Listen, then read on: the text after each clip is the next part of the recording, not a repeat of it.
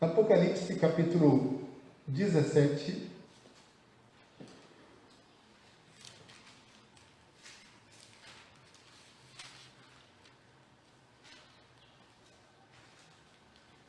Apocalipse 17.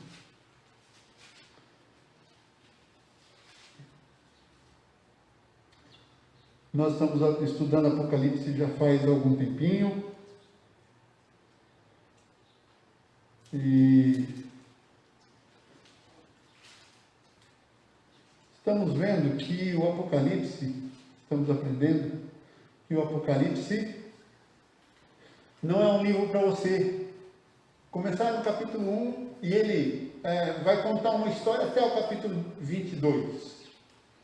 Mas ele vai contar a mesma história, mas várias vezes. Ele vai se repetindo e vai recapitulando, e assim ele vai trazendo ensinamentos extremamente importantes para a nossa vida. João escreveu isso aí pelo ano 96, mais ou menos, né? Naquele tempo, as pessoas não tinham exemplares da Bíblia nas suas mãos. A carta de João, o livro de Apocalipse, iria chegar naquelas 7 igrejas, chegava numa igreja, era lida e depois ia para outra igreja. Então muita gente teve a oportunidade de ouvir uma única vez a leitura de Apocalipse. Esse é um dos motivos porque João conta várias vezes a mesma história, né? Vai fixando na memória, vai também, à medida que conta, trazendo elementos novos. Nós hoje vamos falar sobre o terceiro aliado do dragão, que é a grande meretriz. E eu quero introduzir o nosso estudo, antes de nós lermos o texto. Nós possivelmente vamos ler até o versículo 8 hoje só, tá? Vamos trabalhar até o versículo 8. Mas esse capítulo é escrito bem ao estilo de Daniel, que faz muitas profecias a respeito do futuro do próprio João, né? E também do nosso futuro. Ele vai identificando reis do passado, reis do presente e também reis do futuro, como Daniel faz. Isso certamente cria uma grande dificuldade para a gente interpretar. Essa passagem nos apresenta com todas as cores, como por exemplo o vermelho, a cor do ouro, o terceiro aliado do dragão. Quando o dragão, no capítulo 12, uma dessas sessões que João conta e reconta a mesma história, a história da redenção, que vai desde a primeira até a segunda vinda de Jesus. João falou lá então no capítulo 12, após a vitória de Cristo, apresentou Jesus vitorioso, né? Quando Jesus, vitorioso da morte, o Cristo ressuscitado subiu aos céus para assumir o posto de Rei dos Reis e Senhor dos Senhores. Naquele momento o dragão foi expulso do céu, e o texto diz que ele foi lançado para a terra, ele e seus anjos lançados para a terra. Ao descer, o dragão então, derrotado pelo poder de Cristo, Cristo que venceu a morte, ressuscitou, subiu aos céus, o dragão lançado à terra começa agora a chamar aliados para perseguir a igreja. Eles não são aliados contra Cristo, eles não podem fazer nada contra Cristo. Cristo está exaltado, está na glória celestial com o Pai. O dragão foi expulso de lá, ele não pode fazer mais nada contra Cristo. Mas eles vão agora perseguir a igreja. E aí, você precisa entender a realidade da igreja dentro desse contexto, não é? Então, o dragão chama 3 aliados. O primeiro deles foi a besta que subiu do mar, capítulo 13. É uma personificação dos poderes mundiais, dos reinos e dos reis. No final, essa besta que surge do mar se encarna num homem, o anticristo. No final da presente era, no final dos nossos tempos, pouco antes de Jesus voltar. Portanto, nós vemos a existência de um poder da besta ao longo de toda a história, agindo, perseguindo os crentes. A besta está agindo hoje? Está. Ela vai se encarnar num homem futuramente, mas hoje esse poder está em atividade. No tempo de João também estava. Então, nós vemos a existência desse poder da besta ao longo de toda a história. Porém, no fim dos tempos, um pouco antes da vinda de Jesus, essa besta se encarna, digamos assim, numa pessoa, num homem, que se apresenta como aquele que quer ocupar o lugar de Cristo, ou aquele que quer combater a Cristo. Daí a expressão anticristo. Anti aqui, né? Contra. Então, o primeiro aliado do dragão foi a besta que sobe do mar. O segundo aliado qual é? Alguém sabe dizer? É uma outra besta que sobe da terra. Está no capítulo 13 também, né? Essa segunda besta parece cordeiro. Ela tem semelhanças com Jesus, vamos dizer assim. Porém, quando fala, não é o cordeiro falando. Quando fala, é o dragão falando. A segunda besta é a religião que imita Cristo. É a falsa religião. São as seitas, as heresias, todas as religiões e o cristianismo falso. São os falsos profetas que se apresentam vestidos de peles de ovelhas, mas por dentro são lobos vorazes. Fazem sinais e com isso enganam muita gente. São os dois grandes aliados do dragão citados na primeira parte aí, né? O primeiro, o poder militar, econômico e político. O segundo, o poder religioso, que convence, que engana as pessoas porque faz sinais.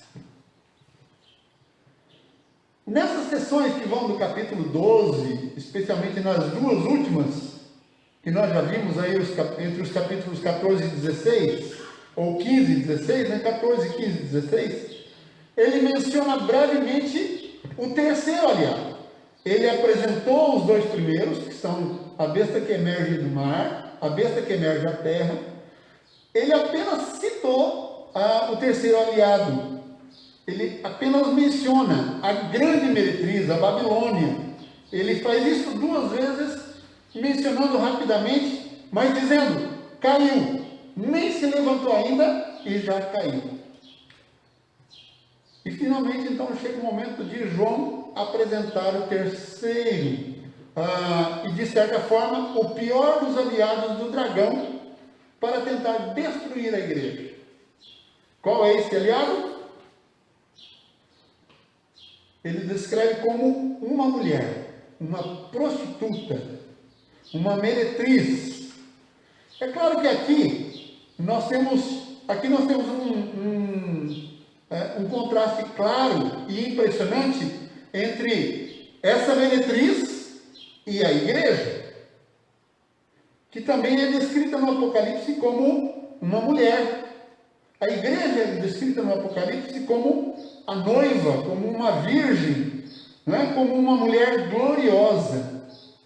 No capítulo 12, por exemplo, nós vemos a descrição dessa mulher, né? Ele descreveu um sinal do céu, uma mulher vestida de sol, com a lua embaixo dos pés, uma coroa de 12 estrelas na cabeça. Uma mulher gloriosa é essa, a igreja.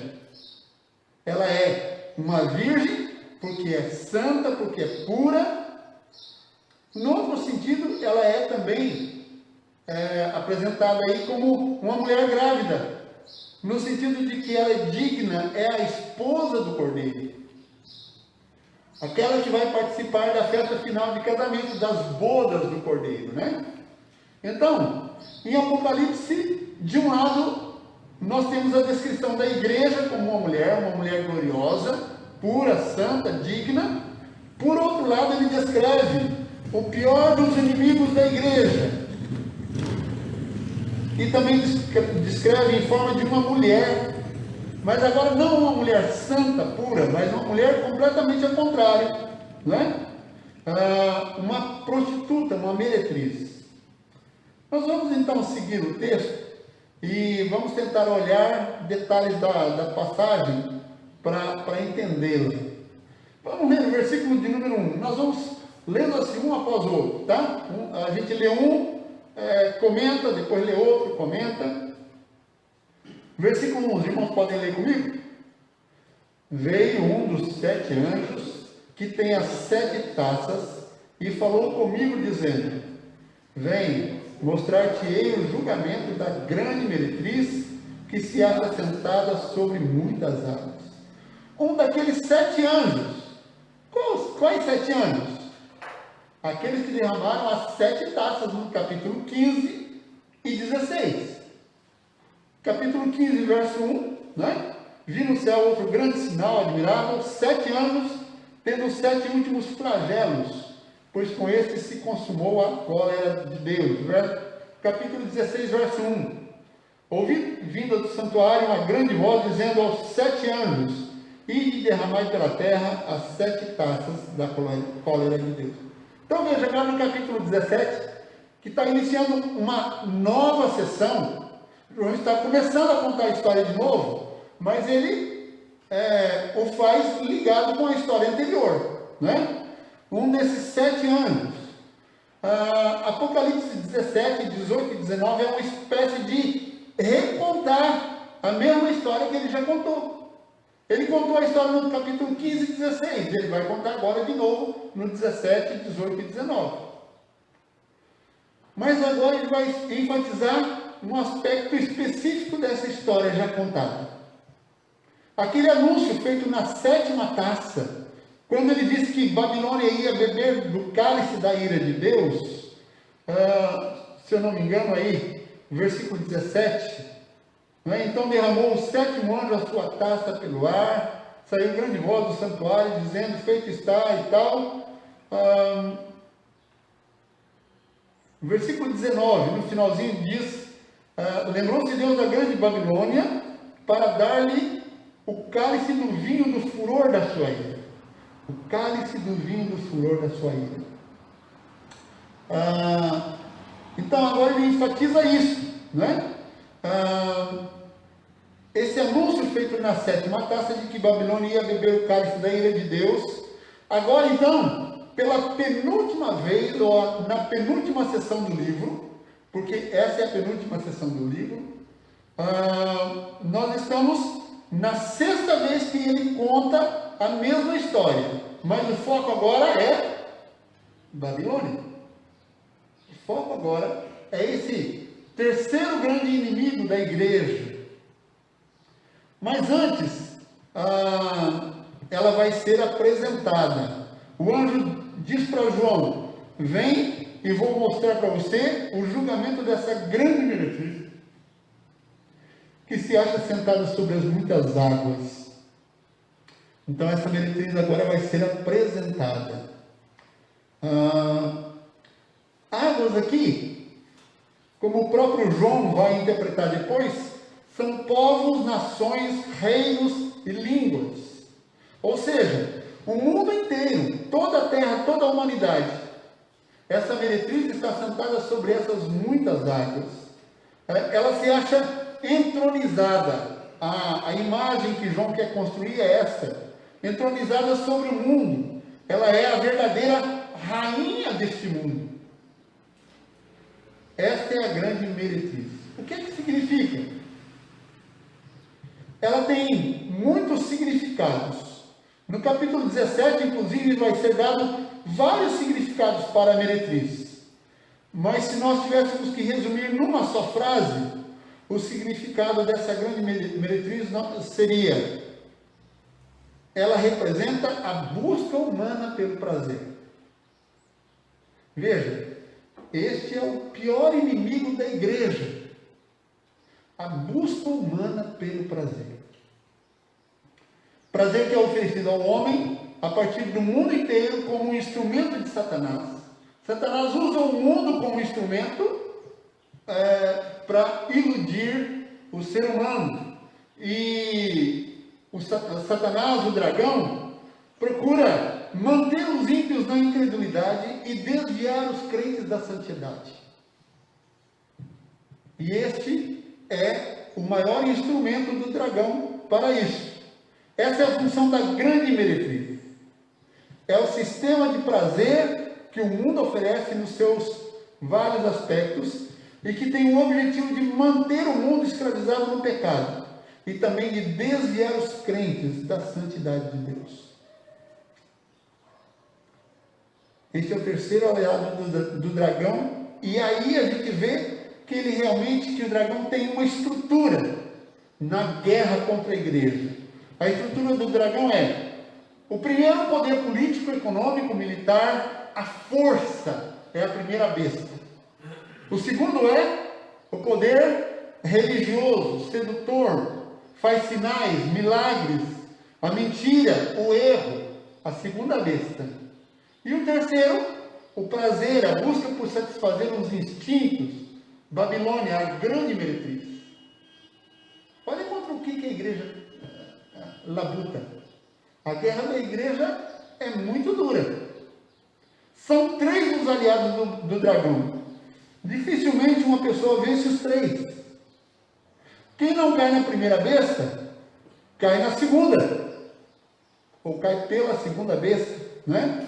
E quem vence as duas, se deixa vencer pelos prazeres, pela oferta de satisfação pessoal que o mundo oferece. Vamos ler o versículo 2 agora? Você pode ler comigo? Com quem se prostituíram os reis da terra, e com o vinho da sua devassidão foi que se embebedaram os que habitam sobre a terra. Então o que o texto diz? Além de estar assentada sobre muitas águas, que é o mundo inteiro, nações, línguas, tribos, diz aí que com ela se prostituíram quem? Primeiro, os reis da terra, os chefões, os governantes do mundo. É só isso que eles querem, queridos. Só isso que eles buscam, experimentar o prazer deste mundo. Aqueles que lutam por riquezas, aqueles que lutam pelo poder, é isso que eles querem. A expressão com o vinho da sua devassidão significa literalmente prostituição. A palavra grega aqui é porneia, diz o reverendo Leandro. E dela vem expressões como pornografia. Essa palavra significa prostituição, relação sexual ilícita, adultério, fornicação, homossexualidade, lesbianismo, relação sexual com animais. A expressão porneia pode ser aplicada a todos esses aspectos. A palavra grega, porneia, se aplica a todos esses aspectos. Então, no verso 2 ele diz: o vinho da sua devassidão embriaga os reis da terra. Mas não é só os reis da terra que ela embriaga, mas embriaga também todos os que habitam a terra. Se prostituíram os reis da terra com o vinho da sua devassidão, e se embebedaram os que habitam na terra. Não só os governantes, mas todos que habitam na terra. Portanto, está aí descrito em primeira mão quem é Babilônia. Ela é aquela que através da sua prostituição embriaga, embebeda os chefes, mas também os comuns, os reis e também todos os habitantes da terra. Agora o versículo 3, vamos ler? Leia comigo. Transportou-me o anjo em espírito a um deserto, e vi uma mulher montada numa besta escarlate, besta repleta de nomes de blasfêmia, com 7 cabeças e 10 chifres. Para onde João é transportado? Para o deserto. Agora João vai ver com seus próprios olhos, ainda que seja uma visão espiritual, mas ele vai ver Babilônia e fica espantado com a descrição dela. A primeira vez que nós vemos João se mostrando espantado, está lá no capítulo 1, quando ele vê o Senhor Jesus. Lá ele se admirou, caiu aos pés do Senhor Jesus como que morto, né? Mas aqui, essa admiração é uma admiração às avessas. Por quê? Porque ele fica espantado com o horror da coisa que ele enxerga. Ele se admirou quando viu Cristo glorioso, mas agora ele tem esse espanto, né? É uma admiração às avessas, uma admiração do lado contrário. É justamente de ver o que é essa mulher, como ela é terrível. Diz aí então que ele vê no deserto. O ambiente é esse, é o deserto. Um ambiente de secura, de carestia, em que tudo é fabricado. Parece glorioso, mas no fundo é um deserto. Quem segue isso não pode esperar fontes de água viva, nem jardins floridos, porque tudo é construído, é deserto. Essa é a vida do deserto. Ele diz então, e vi uma mulher montada numa besta escarlata. Ele vê uma mulher, provavelmente quase nua, ainda que com trajes vermelhos sobre si, né? Mas haja vista que ela é uma meretriz, então precisa ser pensado nisso. Ela está montada num animal, como se fosse um touro ou um cavalo, mas esse animal não é um touro ou um cavalo. É chamado aqui de besta, né? É a primeira besta, a besta que sobe das águas ou da terra? Da água, né? Que sobe do mar. Capítulo 13. A besta que emerge do mar. É a primeira besta.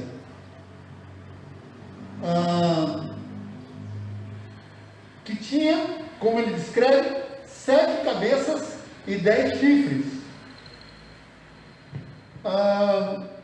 A mulher está vestida de vermelho e a besta também é vermelha. É o que ele diz aí, né? Vi uma mulher montada numa besta escarlate. Escarlate é vermelha. E então, a mulher está vestida de vermelho, a besta é vermelha. Essa cor aqui não é a cor do sangue de Jesus, do perdão dos nossos pecados, da nossa pureza, mas é o vermelho do pecado, da lassidão, o vermelho da falta de vergonha, do pecado escancarado. Essa é a ideia que João quer passar. Esse animal que subiu do mar, que representa o poder econômico, militar, político, os governos mundiais de uma forma geral, né? E ela está montada sobre esses poderes. Montada sobre esses grandes poderes está a prostituta, essa grande meretriz. Então, são 2 sistemas funcionando juntos. O sistema econômico, militar, político e a busca dos prazeres. É isso que significa, né? E estimulando o outro, né? Um estimulando o outro. Uma coisa dando sustento à outra, oferecendo força à outra, trabalhando em sintonia.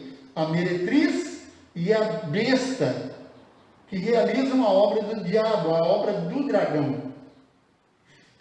A besta, então, é repleta de nomes de blasfêmias e tem 7 cabeças e 10 chifres.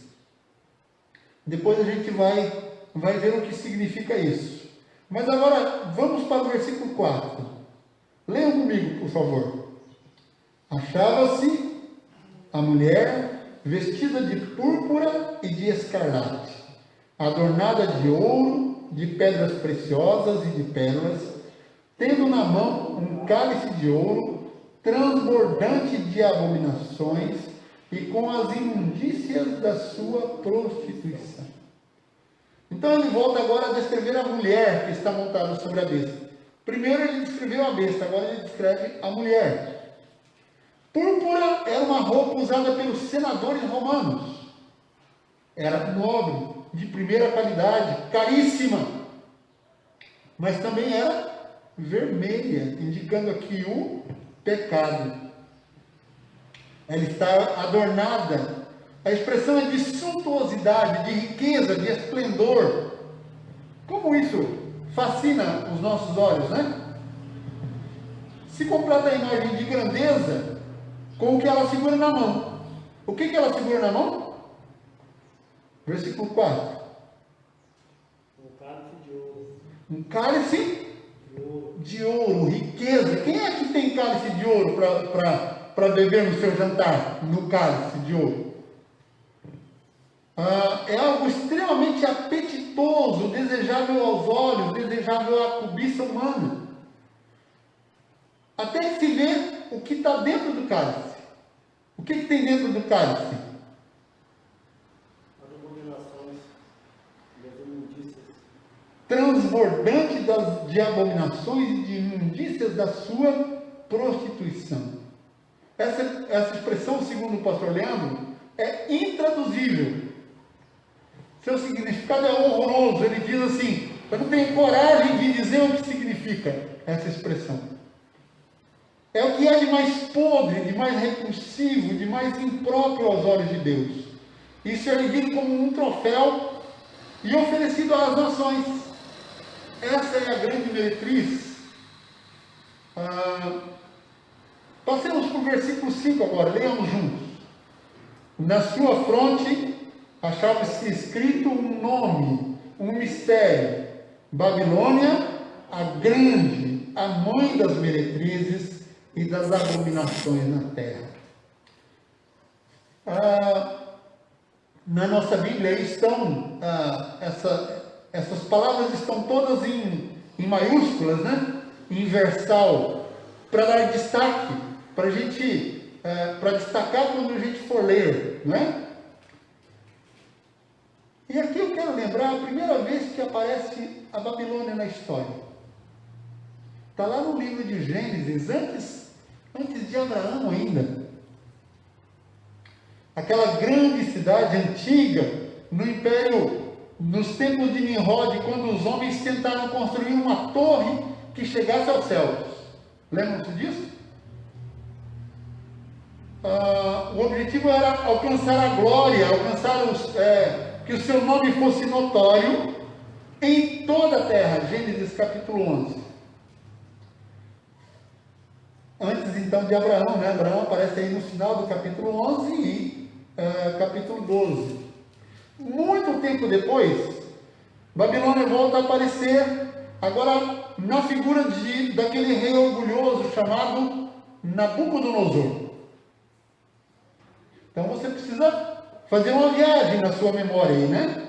Você tem lá em Gênesis 11, depois passados 1000 anos, talvez, não é? Você tem a Babilônia de Nabucodonosor.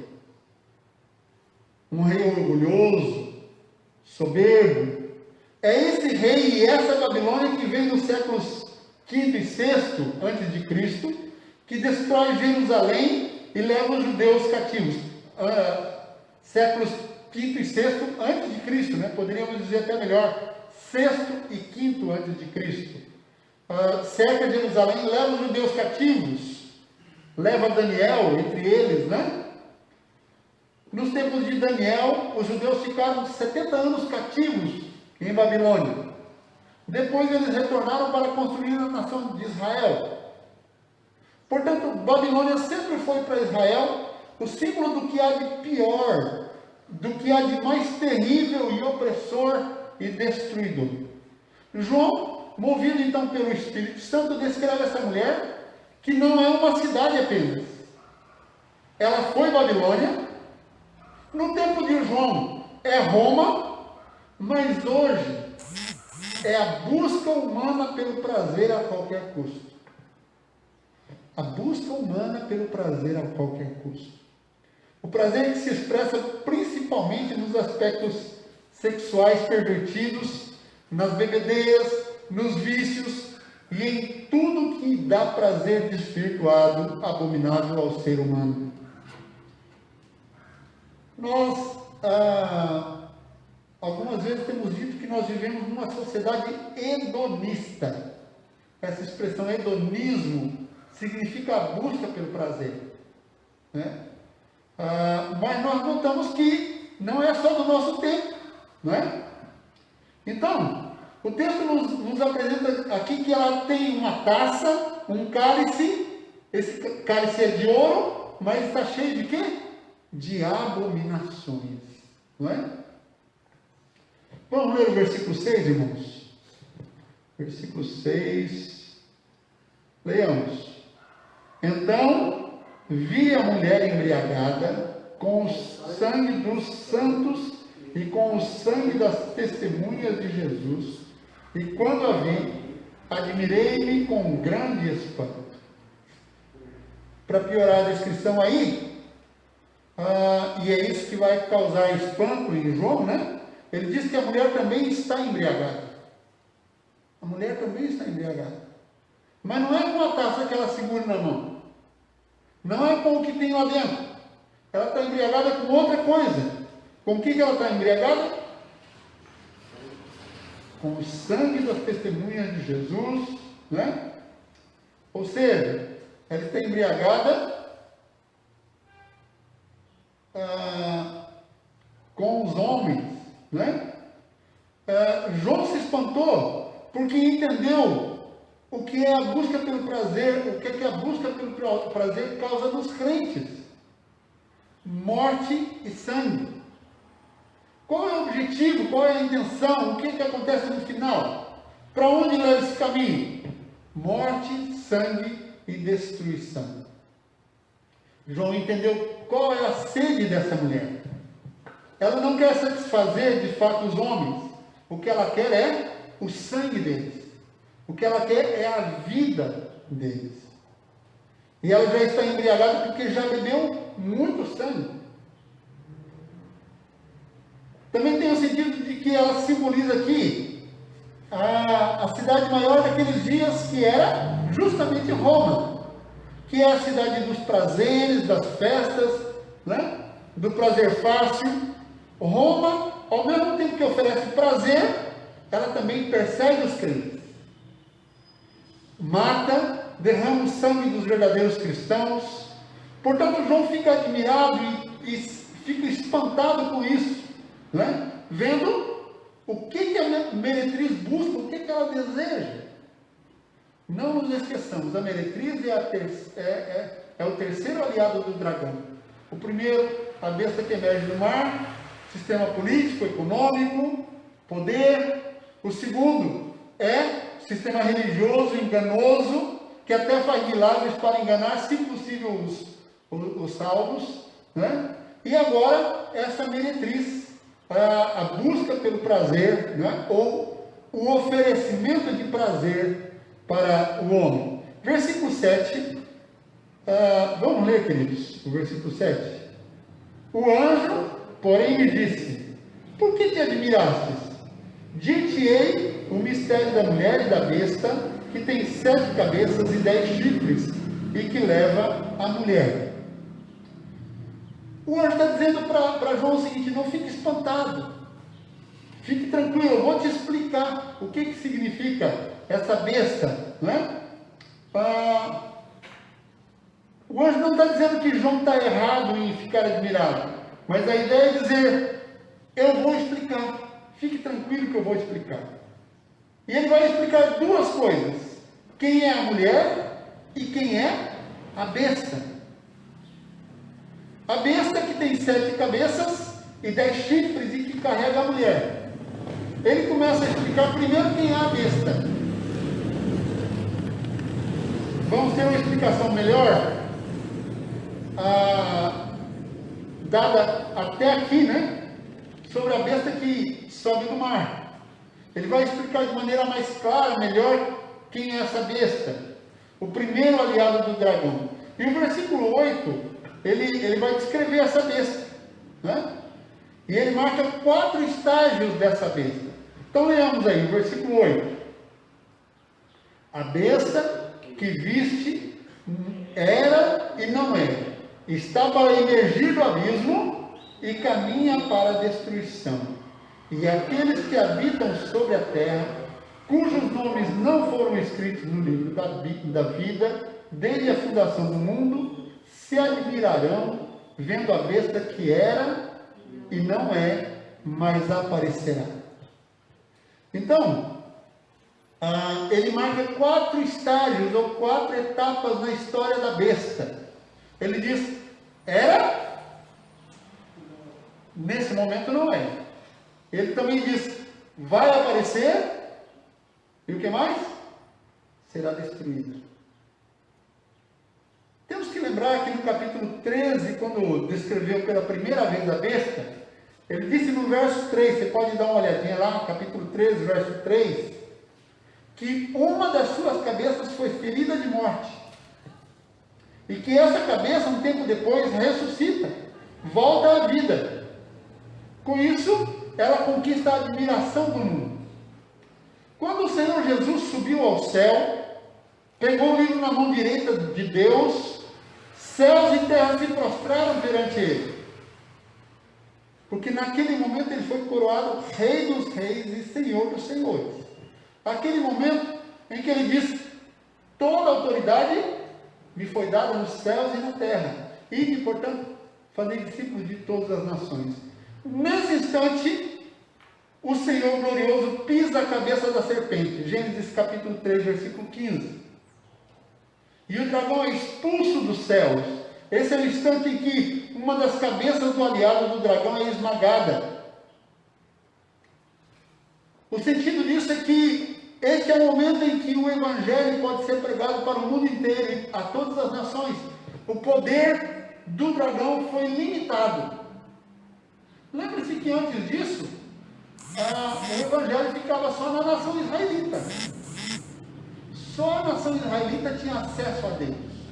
A partir disso, o mundo vai ter acesso a Deus. Porque a cabeça do dragão foi esmagada, a cabeça da serpente foi esmagada. Não é? O poder maior da besta e do dragão foi esmagado. Por isso, a besta era e não é. A ideia é que, nesse momento, ela não pode deter o avanço do Evangelho. Aquele momento lá no ano 96, em que João está escrevendo, e dura até agora, esse é o momento em que o Evangelho não pode ser detido. A igreja está pregando o Evangelho em todo o mundo. Deus está levantando gente para levar o Evangelho nos lugares mais distantes. E quando o Evangelho chega, ele produz frutos. O inferno não pode impedir o Espírito Santo de salvar gente por meio do Evangelho.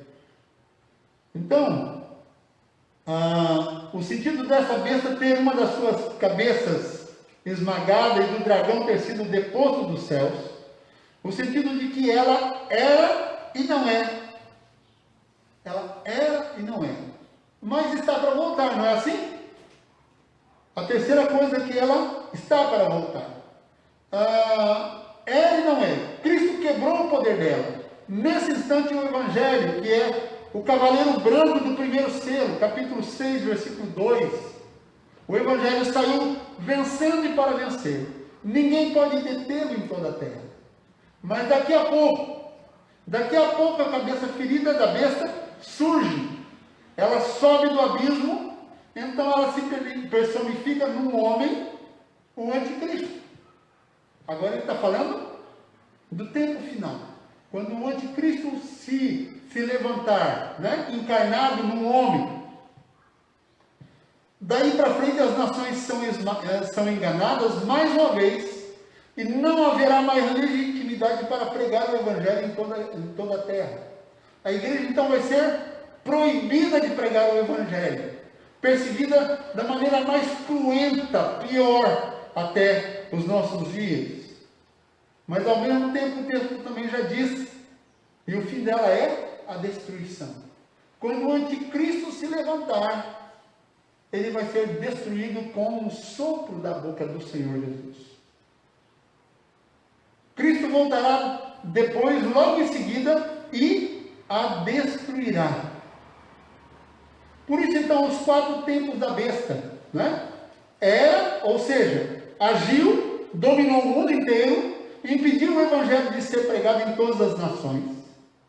Não é, porque a sua cabeça foi esmagada, porque o dragão foi expulso do céu, porque o evangelho é pregado em toda a terra.